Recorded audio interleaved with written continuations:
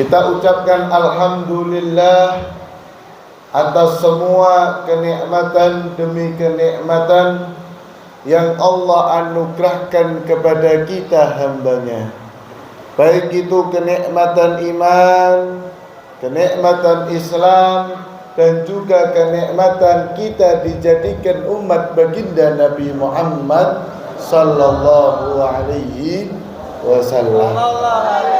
Ketahuilah wahai hadirin, kenikmatan kita dijadikan umat Nabi Muhammad ini sangat luar biasa.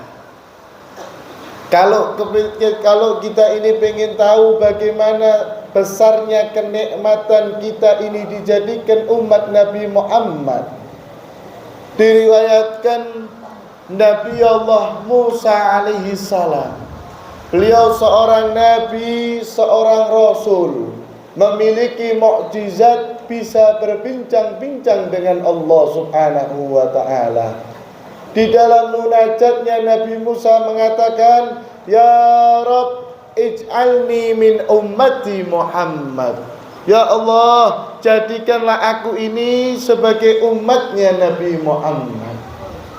Ini seorang nabi, Pak, Bu, seorang rasul yang sudah mulia, pengen dijadikan menjadi umatnya Nabi Muhammad. Tentu ada sesuatu hal yang sangat luar biasa, wahai hadirin. Kita ini menjadi umat Nabi Muhammad adalah umat sebaik-baiknya umat. Kuntum khaira ummatin ukhrijat linnas. Kalian ini wahai umat Nabi Muhammad dikeluarkan sebagai umat yang paling baik di antara umat-umat yang lainnya. Allah Subhanahu wa taala begitu cinta kepada kita, wahai hadirin. Allah Subhanahu wa taala begitu sayang kepada kita umat Nabi Muhammad. Itu semuanya berkah barokah daripada Nabi kita Nabi Muhammad. Dan alhamdulillah di malam hari yang mulia ini kita ini berkumpul di rumah Allah Subhanahu wa taala, di masjidnya Allah Subhanahu wa taala, yang mana Nabi Muhammad sallallahu alaihi wasallam beliau bersabda, wahai hadirin, ahabbul biladi ilallahi masajiduha wa abghadul biladi ilallahi aswaquha. Tempat yang paling dicintai oleh Allah Subhanahu wa taala di muka buminya adalah masjid-masjidnya, dan tempat yang paling tidak disenangi oleh Allah adalah pasar-pasarnya. Nah, mari sedikit kita kaji, wahai hadirin. Jangan pernah ketika kita membaca satu hadis ataupun kita membaca apapun yang di situ tidak ada guru sama sekali. Akhirnya apa yang kita pahami ini sesuai dengan apa yang ada di dalam pikiran kita.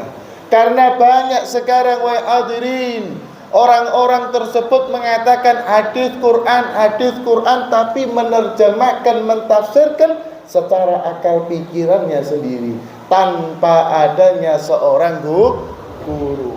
Akhirnya ketika mendengar hadis yang seperti ini, wah, ini kalau kita ke masjid, tempat yang dicintai Allah. Kemudian kalau kita ke pasar, wah, ini tempat yang dibenci oleh Allah. Akhirnya tidak ada orang yang mau masuk pasar. Pak, kalau tak mau masuk pasar, gimana kita mau makan? Bu, tanya ibu itu. Kalau kita nggak mau masuk pasar, gimana kita mau cari makan? Sayur, ikan, semuanya ada di pasar. Yang dimaksud dengan hadis ini adalah tempat yang paling dicintai oleh Allah itu masjidnya, karena di dalam masjid inilah hamba Allah beribadah kepada Allah. Tempatnya zikir, salat berjamaah, bersolawat kepada Nabi Muhammad. maka tempat inilah yang dicintai oleh Allah. Mengapa Allah Subhanahu wa ta'ala tidak senang dengan pasar? Karena kebanyakan di dalam pasar tersebut terjadi penipuan, bohong. Ini buah bagus padahal jelek. Ini makanan fresh padahal kemarin. Banyak penipuan, banyak dusta dan lain sebagainya, yang mana di dalam pasar kebanyakan maksiat kepada Allah. Makanya tempat tersebut tidak disenangi. Tetapi kalau kita masuk pasar, kita bekerja, mencari nafkah, kita niatkan untuk ibadah, memberi makan anak istri kita, itu pahala, Pak. Enggak ada hukumnya kita tidak boleh masuk pasar, asalkan kita tidak pernah berkata yang dusta. Inilah wahai hadirin yang dimuliakan oleh Allah Subhanahu wa ta'ala.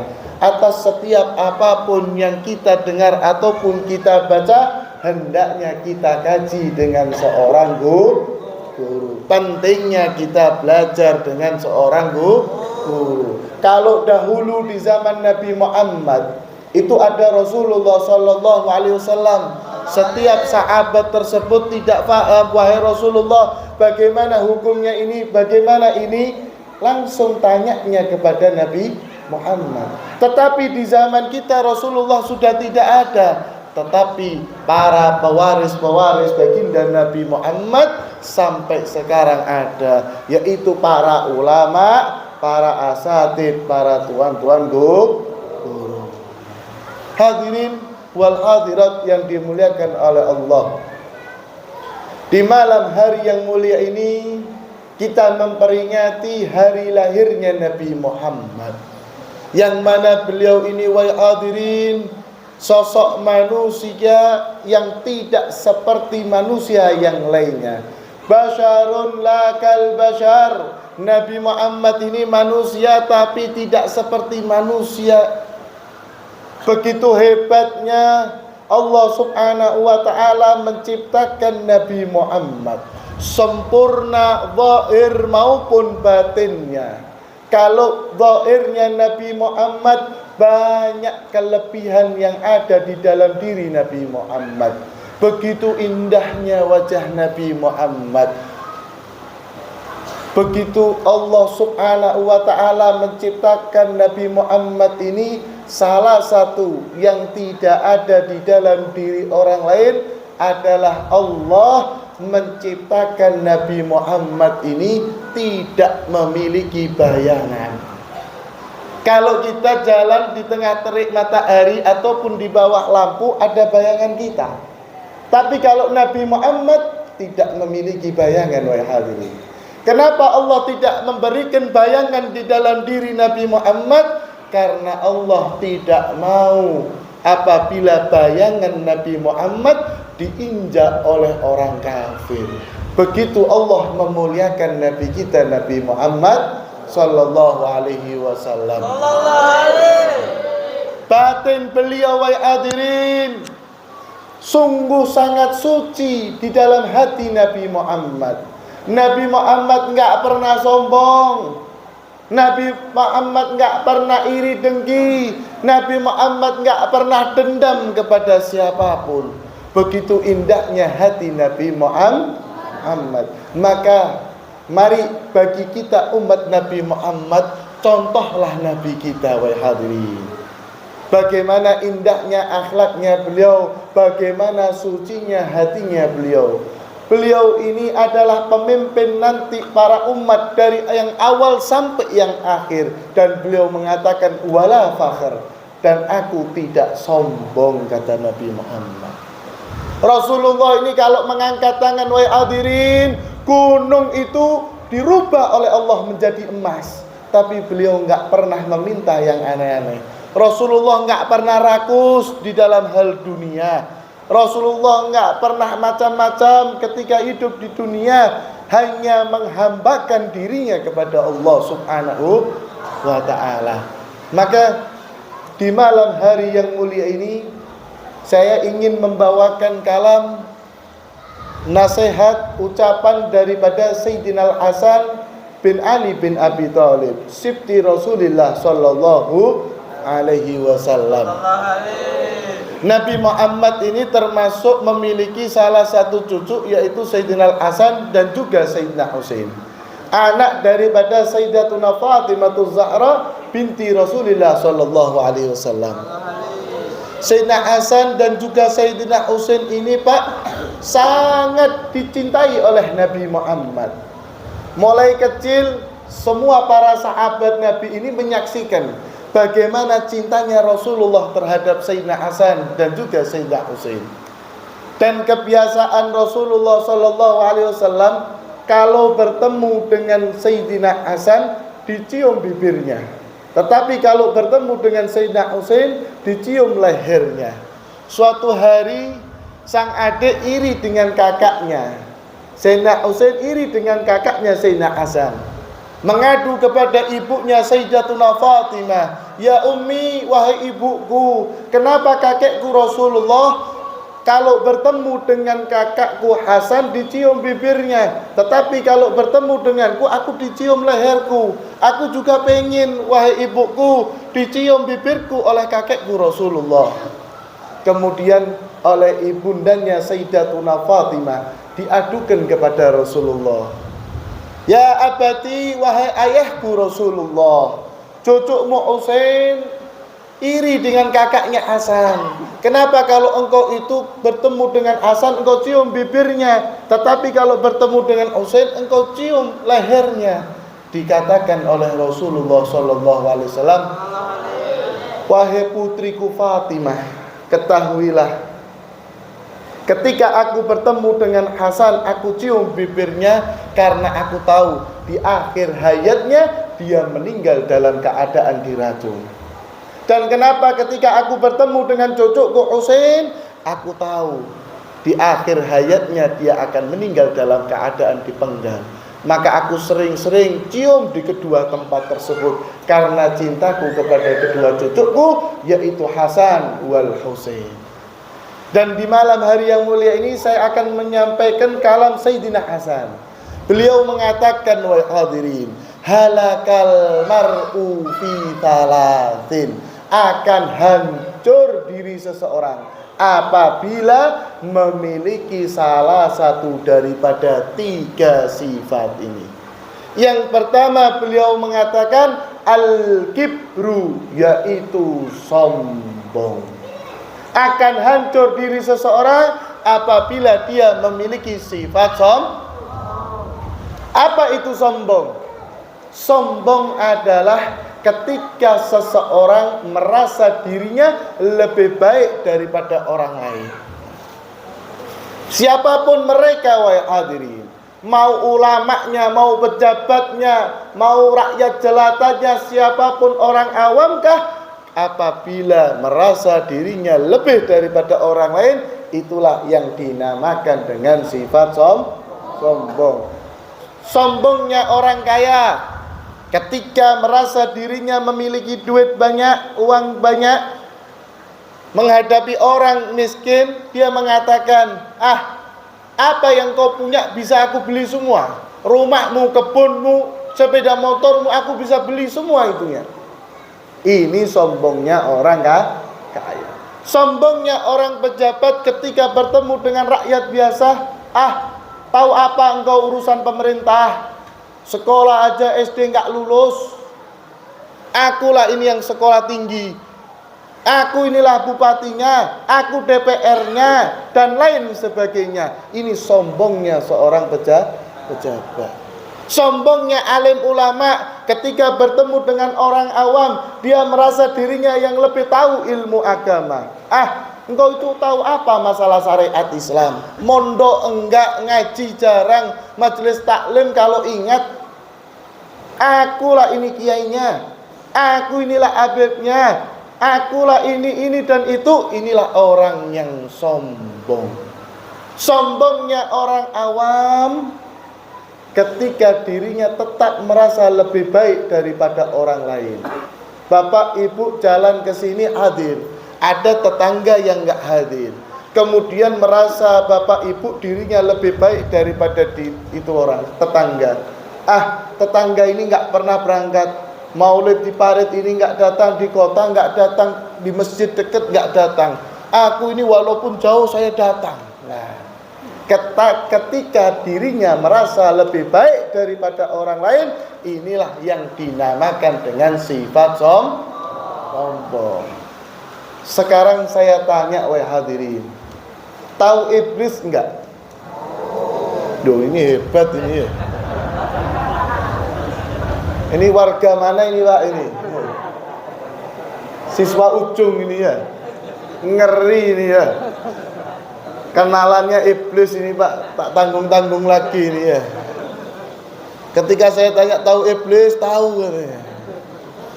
Iblis ini wahai hadirin, sedikit kita kaji. Siapakah sejarah iblis? Iblis ini adalah sosok makhluk yang paling taat kepada Allah. Bagaimana taatnya iblis sehingga diriwayatkan tidak ada sejengkal dari langitnya Allah melainkan pernah digunakan sujud oleh iblis. Kita kalau keluar masjid ini tengok langit begitu luas. Kita bisa bayangkan tidak ada sejengkal dari langitnya Allah melainkan pernah digunakan sujud oleh iblis. Begitu taatnya iblis kepada Allah. Dan bagaimana bagusnya akhlaknya iblis bagusnya iblis di hadapan para malaikat Allah. Begitu indahnya akhlaknya iblis di hadapan penduduk langitnya Allah, sehingga diriwayatkan malaikat memberikan julukan khusus kepada iblis dengan julukan Tawusul Malaikah, burung cendrawasihnya malaikat. Baik iblis itu Pak, Bu, sungguh indah iblis itu awalnya. Tetapi ketika Allah menciptakan Nabi Allah Adam alaihissalam, di situ Allah memerintahkan kepada iblis, wahai iblis, sujudlah engkau kepada ciptaanku Adam. Apa jawaban iblis? Ana khairun minhu. Aku lebih baik daripada dirinya. Ya Allah, khalaqtu minan nar wa khalaqal adam min tin. Engkau ciptakan aku ini ya Allah dari api, sedangkan Adam ini dari tanah liat. Maka aku lebih baik daripada dirinya ya Allah. Enggak mau aku sujud. Nah, gara-gara sombong. Makanya Sayyidina Hasan mengatakan al-kibru halakuddin wa bihi lu'ina iblis. Sombong ini akan menghancurkan agama seseorang, dan dengan sifat sombong inilah dilaknat yang namanya iblis. Maka hati-hati wahai hadirin, ketika diri kita merasa lebih baik daripada orang lain, cepat-cepatlah kita istighfar kepada Allah Subhanahu wa ta'ala. Karena Nabi kita enggak pernah memiliki sifat sombong. Dan sombong ini wahai hadirin, kata Al-Imam Ghazali radhiyallahu ta'ala anhu, beliau mengatakan al-kibru la yurja taubatu. Sombong ini sulit taubatnya. Orang kalau sudah punya sifat sombong, sulit taubatnya. Di dalam kitab Jawahirul Lu'lu'yah, syarah hadis Arba'in Nawawiyah, diceritakan di zaman Nabi Allah Musa alaihissalam, datang iblis kepada Nabi Musa. Wahai Nabi Musa, aku hidup dalam keadaan dilaknat seperti ini sudah bosan. Wahai Nabi Musa, aku hidup dalam keadaan disalahkan terus. Kadang ibu-ibu itu kalau belanja Bu, menggunjing orang lain. Ketika ibu sadar, astagfirullah, iblis ini ya, setan ini ya. Ibu yang gunjing, setan yang disalahkan. Bapak-bapak kalau lagi ngopi di Parit 1, asik ngobrol kanan kiri, oh tak terasa lagi berapa kawan itu yang kena gunjing itu. Oh saya dengar kelihatannya itu dapat warisan, mau dibelikan kebun itu ya. Terus nak mau nikah lagi katanya. Astagfirullah, ngapain saya ngurusi urusan orang lain? Setan ini ya. Lah, bapak yang gunjing, setan yang disalahkan, Pak. Setan pun muak dengan diri kita ini, wahai hadirin. Saya hidup dalam keadaan tersalahkan seperti ini, wahai Nabi Musa. Saya ini capek, maka aku ingin tobat kepada Allah. Sampaikanlah tobatku kepada Allah Subhanahu wa ta'ala. Kita bisa bayangkan, wahai hadirin, ini iblis, Pak. Ini bajingan ini ya. Paling bengaknya orang bengak ya ini iblis ini tadi ya. Ini orang yang paling jahat adalah iblis. Kalau kita bisa bayangkan, kalau iblis tobat, Masjid Al-Muttaqin ini rame. Muttaqin ya, takwa apa? Al-Muttaqin ya. Kita bisa bayangkan, wahai hadirin, kalau iblis ini tobat, sholat subuh di Al-Muttaqin ini jamaahnya segini nih ya. 2 RT ini ya tadi disebutkan ya. Tetapi ketika iblis tak jadi tobat, 1/4 RT tidak ada di sini ya. Jangan lagi 1 RT, 1/4 aja tidak ada di masjid ini ya. Hilang semuanya kalau waktu subuh. Allahumma sholli ala Muhammad. Ketika itu Nabi Musa bermunajat kepada Allah, ya Rabb, makhlukmu yang bernama iblis ingin bertobat kepadamu. Apa jawaban Zat Rabbul Alamin, Tuhan semesta alam, Tuhan yang maha pengasih lagi maha penyayang, Tuhan yang mampu mengampuni semua dosa-dosanya. Allah mengatakan kepada Nabi Musa, ya Musa, aku ampuni semua dosa-dosanya iblis, tetapi dengan satu syarat. Apa syaratnya ya Allah? Syaratnya, wahai Musa, sampaikan kepada iblis, dahulu aku suruh dia sujud kepada Adam, gak mau aku laknat. Syarat tobatnya, cari kuburannya Nabi Adam, sujud. Aku terima tobatnya, aku ampuni semua dosa-dosanya. Dalam hati Nabi Musa, syaratnya gampang kan? Cuma satu, cari kuburannya, sujud, selesai. Semangat Nabi Musa menyampaikan kepada iblis, wahai iblis, tobatmu diterima oleh Allah. Alhamdulillah, kata iblis. Tetapi dengan satu syarat. Apa syaratnya, wahai Nabi Musa? Kata Allah, cari kuburannya Nabi Adam, sujud, diampuni semua dosa-dosamu. Apa jawaban orang yang sombong tadi ini? Ya Musa, ana la asjuduhu hayyan, kaifa asjuduhu mayitan. Wahai Musa, aku ini iblis, enggak mau sujud kepada Nabi Adam ketika dia masih hidup, apalagi sekarang sudah mati, sudah menjadi bangkai. Enggak mau aku sujud. Lihatlah wahai hadirin, ketika orang punya sifat sombong, sulit taubatnya. Ini yang pertama kata Sayyidina Hasan, yaitu sifat sombong. Yang kedua, beliau Sayyidina Hasan mengatakan, sifat yang dapat menghancurkan diri seseorang adalah al-hirsu, yaitu sifat rakus. Rasa ingin lebih dan lebih tanpa bersyukur kepada Allah Subhanahu wa ta'ala. Ketika kita memiliki sifat manusiawi, setiap manusia memiliki sifat hirs ini. Tetapi kalau kita bisa memendam, meredakan rasa syahwat keinginan kita, maka kita akan selamat, wahai hadirin. Kalau keinginan kita semua kita turuti, maka kita terjangkit di dalam hati kita sifat al-hirsu, yaitu rakus. Beliau Sayyidina Hasan mengatakan, al-hirsu wa bihi ukhrijal Adam minal jannah. Dengan sifat hirs rakus inilah dikeluarkan Nabi Adam dari surganya Allah Subhanahu wa ta'ala. Dahulu, Pak,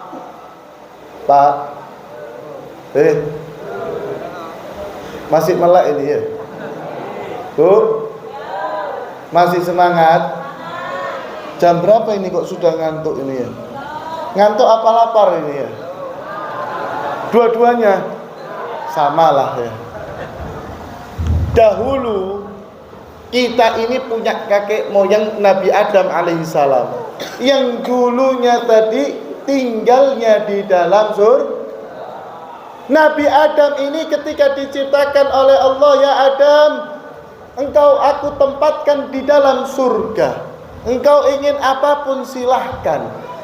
Bu, Pak, surga ini Bu, apapun ada. Ibu ketika hidup di dunia Bu, yang sabar, khidmat sama suami, khidmat sama anak, masak tiap hari, belanja tiap hari, cuci pakaian tiap hari, sabar Bu, balasannya surganya Allah subhanahu wa ta'ala. Pak, ketika bapak itu keluar setiap hari, ada yang ke kebun, ada yang berdagang, panas tak tahu panas, hujan nggak tahu hujan, untuk mencari nafkah, sabarlah Pak, surga balasannya dari Allah subhanahu wa ta'ala.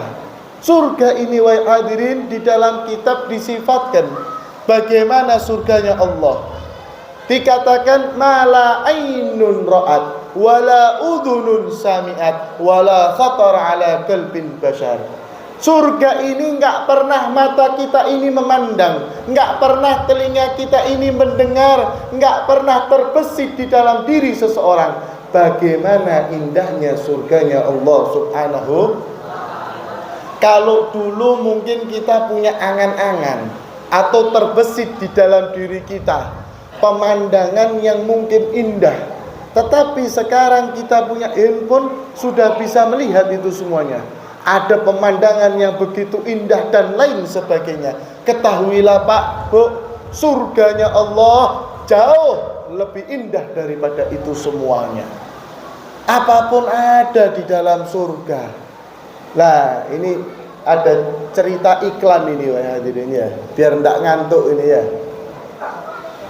Ada satu cerita, hanya iklan Pak, tidak menyinggung siapapun ya. Satu cerita ini orang Indonesia ya. Ceritanya ada orang Indonesia mimpi masuk surga. Ketika dia mimpi masuk surga ini, melihat pemandangan surga ini Pak begitu indah. Masya Allah, airnya yang mengalir begitu jernih, diminum begitu segar surganya Allah. Pemandangan yang gak pernah dia melihat di muka bumi ini. Ketika dia jalan-jalan, lapar wahai hadirin. Orang ini lapar, tinggal minta sama malaikat. Wahai malaikat, udang galah. Kasih udang galah. Wahai malaikat, gulai kepala kambing. Kasih gulai kepala kambing. Wahai malaikat, sambal acan. Kasih sambal acan. Semua yang kita minta di dalam surga Allah diberikan oleh Allah subhanahu wa ta'ala. Tinggal minta sama malaikat. Apapun surganya Allah ini ada wahai hadirin, kecuali satu. Ketika orang Indonesia ini setelah makan Pak, Bu, makannya banyak tadi ya kan. Ketahui di surga ini beda sama seperti kita di dunia. Kalau di surga itu suapan yang pertama dengan suapan yang kedua beda, lebih nikmat, lebih nikmat, lebih nikmat lagi.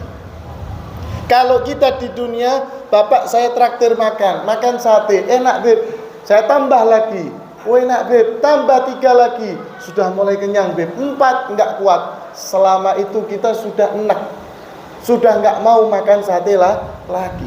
Beda ketika di dalam surga. Kalau surga lebih enak, lebih enak, lebih enak. Beb, kata ibu-ibu, nanti saya gendut ini gimana Beb? Saya nanti tidak diet lagi nih katanya. Ketahuilah wahai hadirin, di dalam surga umur seseorang itu cuma 30 sampai 35 tahun saja. Dan postur tubuh semuanya sama wahai hadirin. Terus bagaimana Beb? Apakah semua itu terus kita buang kotoran kayak di dunia ini? Tidak. Di dalam surga tersebut tidak ada kotoran sama sekali. Pokoknya kalau surga ini tidak terima yang jelek sama sekali sudah. Walaupun keringatnya, walaupun semuanya itu semua wangi. Tidak seperti kita di dunia. Makan banyak sakit perut buat hajat. Kalau di dalam surga, makanan itu nanti buang kotorannya menjadi keringat. Tapi keringatnya wangi. Surganya Allah Subhanahu. Ketika orang Indonesia ini habis makan biasalah Pak ya. Kalau orang Indonesia ini habis makan tak ngerokok tak enak. Kalau orang Jawa ngomong itu habis makan tak ngerokok seperti ditampar Cina tak membalas. Enggak enak sama sekali ya. Ini biasanya ketawa tahu ini ya. Tahanlah malam itu kalau habis carilah warung yang buka. Kalau tak ada warung yang buka, ada kawan lewat dipanggil lah. Adalah rokok ya. Pokoknya orang Indonesia ini top ya. Setelah makan minta sama malaikat, wahai malaikat surya gudang garam. Dikasih surya. Celing kasih surya. Dibuka itu segelnya itu Pak ya. Keluarkanlah satu batang itu dicium. Nikmat ini ya. Ketika dipegang toleh kanan, toleh kiri. Wahai malaikat, mancis katanya. Wahai malaikat, korek api katanya. Malaikat heran. Apa wahai fulan? Oh, tak dengar malaikat ini katanya. Korek api wahai malaikat, tak nyumet rokok katanya. Dikatakan oleh malaikat, wahai fulan, ketahuilah di dalam surga ini apapun ada kecuali satu yang tidak ada, yaitu api. Api tidak ada di dalam surga. Maka Bu, saya katakan tadi, kalau kita sudah payah masak di dunia, nggak perlu masak nanti di surga. Karena tinggal minta ibu nyetek kompor, wah pelanggaran itu dimarahi malah malaikat. Ketika orang Indonesia ini minta api, nggak ada wahai fulan. Ini hebatnya orang Indonesia ini. Malaikat dirunding Pak. Terus bagaimana ini wahai malaikat? Saya nak nyumet rokok, api ada di mana? Kalau api tempatnya di neraka, sanalah pergi ke neraka katanya. Tahan dia keluar dari surganya Allah menuju ke neraka. Ketika mau keluar dari surga, malaikat Ridwan yang menjaga surga heran wahai hadirin. Ini orang mau apa keluar dari surga? Semua orang pengen masuk surga, ini orang dalam surga mau keluar. Kalau kata orang tukar, nak apa katanya? Ada apa mau keluar ini? Nak nyumet rokok wahai malaikat katanya. Iyalah ya katanya. Pegang kepala itu malaikat. Keluar. Dibuka, keluar dia jalan sambil pegang rokok tadi itu. Ketika mau ke nerakanya Allah Subhanahu wa taala, neraka ini dijaga oleh malaikat Malik. Malaikat Malik ini wahai hadirin, mulai diciptakan oleh Allah nggak pernah senyum sama sekali. Itu malaikat Malik. Jadi saya bisikin Bu, kalau kita punya tetangga nggak pernah senyum, itu masih ada bubuhan sama malaikat Malik. Ya Pak ya, kalau kita punya kawan tak pernah senyum sama kita, ini masih ada keluarga sama malaikat Malik. Senyumlah wahai hadirin. Senyum itu sunnah Nabi Muhammad. Rasulullah setiap hari selalu senyum, sehingga para sahabat merasa dirinya orang terdekatnya Nabi Muhammad. Begitu indahnya senyumnya Rasulullah Sallallahu Alaihi Wasallam. Belum nak ngomong, baru mau ngomong ini orang. Wahai malaikat, mau minta api, mau nyumet rokok. Belum mau, baru mau ngomong, langsung disikat sama malaikat Malik. Hei, kenapa? Ini malaikat Malik wahai hadirin. Kalau saya lembut lah Pak ya. Saya cuma meraktekkan malaikat Malik. Yang hebatnya orang Indonesia sudah disikat seperti itu. Bapak saja saya teriaki yang ngantuk melek ya. Ini orang Indonesia, surya itu tak lepas dari tangan dia. Nak nyumet rokok wahai malaikat katanya. Mau nyumet rokok katanya. Aduh, yalah katanya. dibukakan sedikit pintu neraka, wus, satu batang tinggal seperempat. Kata orang Indonesia ini, seperempat jadilah asal ada katanya. Hebat memang orang Indonesia ini. Ketika dia jalan menuju surga sambil menikmati suryanya tadi, sudah mau masuk surga, di stop sama malaikat Ridwan. Stop, no smoking gitu. Api dilarang masuk surga. Rokok masuk, api tinggal. Kata orang Indonesia ini, saya keluar dari surga gara-gara nyari api, ini suruh ditinggal. Nah lah, balik lagi dia, wahai hadirin. Ya. Ketika dia balik ke neraka, dia lihat azab yang ada di dalam neraka ini sungguh sangat pedih, wahai hadirin. Begitu kejamnya malaikat azab yang mengadab manusia yang ketika hidup di dunia nggak mau taat kepada Allah. Bu, ada seorang perempuan ditarik rambutnya sampai putus semua, tumbuh lagi, tarik lagi, tumbuh lagi, tarik lagi. Ini orang perempuan ketika di dunia nggak mau berjilbab, seorang muslimah nggak pakai kerudung, keluar tanpa kerudung, terlihat auratnya, nanti akan disiksa oleh Allah Subhanahu. Pak, dia melihat seorang yang ditarik lidahnya diputus, tumbuh lagi, diputus lagi. Ini orang yang ketika hidup di dunia selalu bohong, lebih-lebih musim calak. Janji sana, janji sini, ketika jadi tidak ditetapi. Ini lidah bohong, hati-hati, bakal ditarik sama malaikat. Jangan mudah-mudah mengumbar janji kalau kita tidak bisa menepati. Lihatlah wahai hadirin, kelak semua akan dihisab oleh Allah Subhanahu wa taala. Enggak ada yang lepas dari Allah Subhanahu wa taala. Kemudian orang tersebut ini ketika melihat begitu azabnya neraka enggak kuat, balik lagi. Surya ini belum habis, Pak, yang seperempat tadi itu ya. Balik lagi ke surganya Allah. Sampai surga nggak boleh masuk, ke neraka nggak tega lihat siksa begitu pedih seperti ini, nggak kuat saya.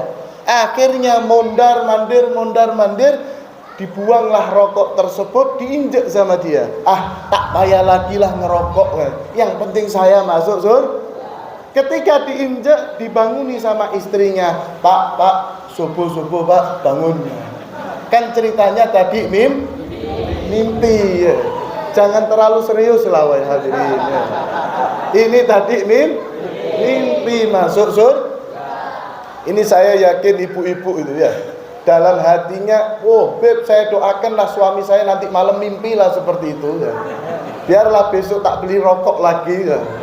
Kadang sehari itu ada yang gabungan ya, Samsu beli, Sampurna beli, Surya beli. Tengah malam batuk, nggak berhenti. Ibunya susah, sudahlah Pak, nggak usah ngerokok lagi. Yalah Bu, saya tak ngerokok karena saya tidur. Ya. Besok pagi saya melek, ya saya ngerokok lah lagi. Ya. Allahumma sholli ala Muhammad. Surganya Allah ini wahai hadirin, begitu indah, semuanya ada. Ketika Nabi Adam diperintahkan oleh Allah tinggal di dalam surga, diberikan satu larangan. Wahai Adam, nikmati semua kenikmatan di dalam surga, kecuali satu laranganku. Jangan engkau ambil buah itu, jangan engkau makan.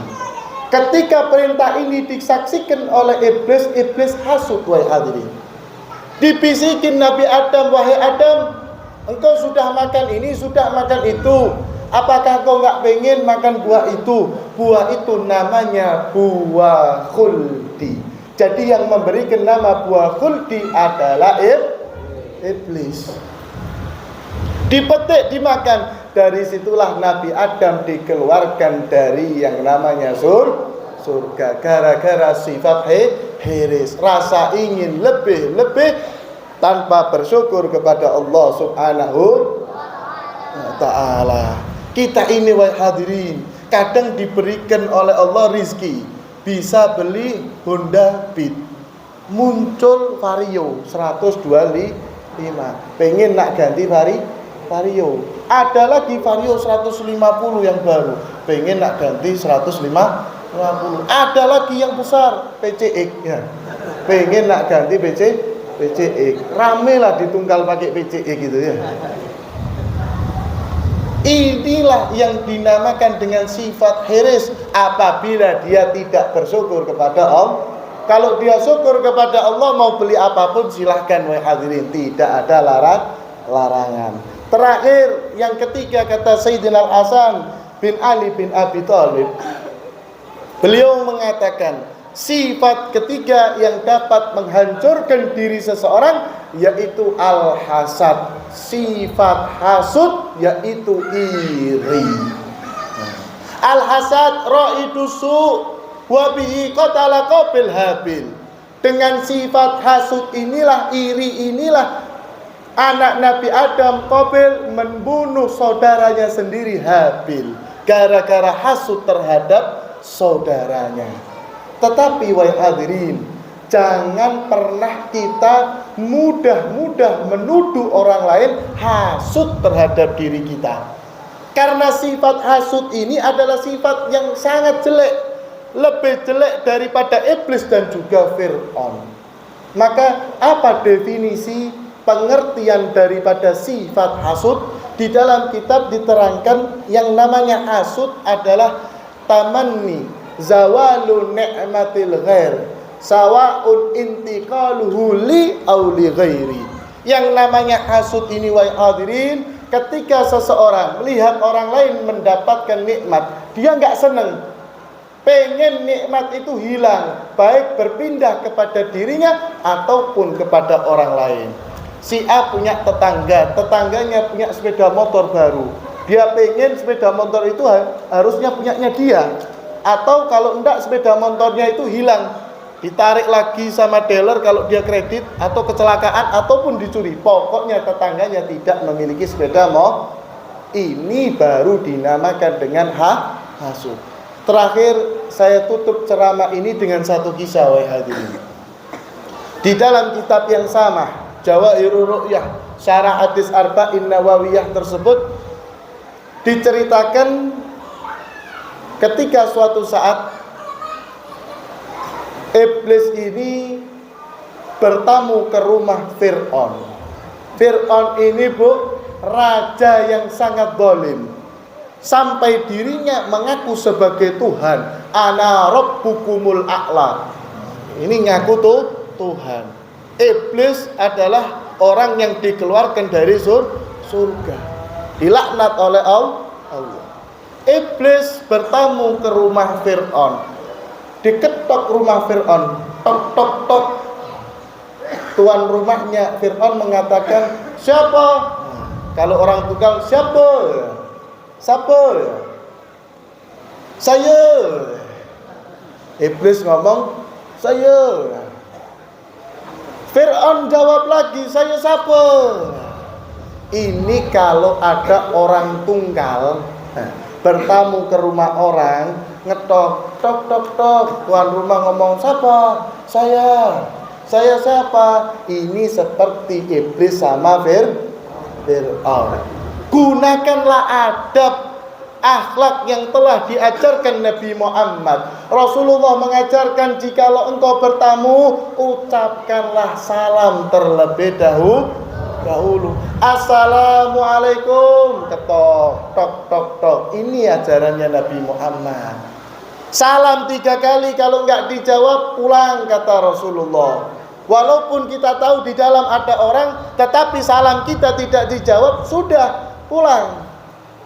Jangan pernah kita membiasakan di dalam rumah tangga ataupun kita bermasyarakat dengan adab-adab jahiliyah wahai hadirin. Kadang slogan ini betul untuk pertolongan, tetapi harus menggunakan adab, yaitu tetangga adalah saudara terdekat kita. Betul. Tetangga kalau kita ada apa-apa dia yang maju terlebih dahulu. Tetapi kita harus ingat, tetangga ini nggak ada hubungan mahram dengan kita. Maknanya Pak, istri tetangga kita apabila kita lihat auratnya haram. Harus gunakan adab. Masuk rumah kadang kita menyangka tetangga ini kayak saudara sudah sama saya. Masuk rumahnya seenaknya sendiri. Kadang istri tetangga kita belum pakai jilbab, belum menutup aurat, terlihat aurat orang lain, hukumnya haram. Pak, mungkin tetangga kita sudah punya anak perawan, keluar kamar mandi, belum memakai pakaian yang sewajarnya yang harus ditutup auratnya. Kita nyelonong dari belakang, Pak Fulan, ayo main tenis, katanya. Lihat aurat orang lain. Dan ini apabila kita biarkan sampai anak turun kita kebiasaan seperti ini, kita termasuk orang yang mendapatkan dosa jariyah. Ajarkan anak-anak kita adab-adab bertetangga, adab-adab bertamu. Kembali lagi kita ke dalam cerita Fir'aun tersebut. Ketika diketok rumah Fir'aun ini, siapa? Saya siapa? Lah, akhirnya iblis mengatakan, kalau dirimu mengaku sebagai Tuhan, pasti tahulah yang ada di balik pintu. Masa Tuhan ditutupi pintu nggak tahu, katanya. Wah, iblis masuk, katanya. CS sendiri ini ya, kawan dewi ini ya. Iblis masuk. Lah, inilah baru namanya Tuhan, katanya. Ketika berbincang-bincang di sini, di situ ada omongan daripada Fir'aun. Wahai iblis, adakah orang yang lebih jelek daripada kita berdua? Subhanallah, Pak. Fir'aun ini masih memiliki rasa tawadhu. Adakah orang lain yang lebih jelek daripada kita berdua? Dijawab oleh iblis, ada. Kaget Fir'aun, loh, aku ini ngaku Tuhan loh. Kamu itu diusir dari surganya Allah. Lantas siapa orang yang lebih jelek daripada diriku dan dirimu? Begini wahai Fir'aun, ada satu hamba Allah yang selalu taat ketika aku perintah untuk maksiat. Aku suruh dia membunuh, mabuk, berzina, ngeslot, katanya. Selalu taat kepadaku, kata iblis. Judi. Suatu saat aku ini bangga kepadanya. Wahai fulan, mintalah satu permintaan, aku akan kabulkan permintaanmu tersebut. Jangan ketawa, Pak. Kalau ketawa ketahuan ngeslot nanti ya. Ketika orang ini ditawari permintaan, dia meminta, ya iblis, indi jiron. Wahai iblis, aku ini punya tetangga. Terus lahu baqarah, tetanggaku itu punya seekor sapi. Kau pengen sapi kayak gitu? Lah, tidak wahai iblis. Terus apa yang engkau inginkan? Matikan sapi tetanggaku. Waduh, kalau urusan mematikan ini wahai fulan, aku nggak sanggup. Tapi engkau, aku berikan sapi seperti tetanggamu. Enggak mau. Ditawar sama iblis. 2 ekor sapi? Enggak.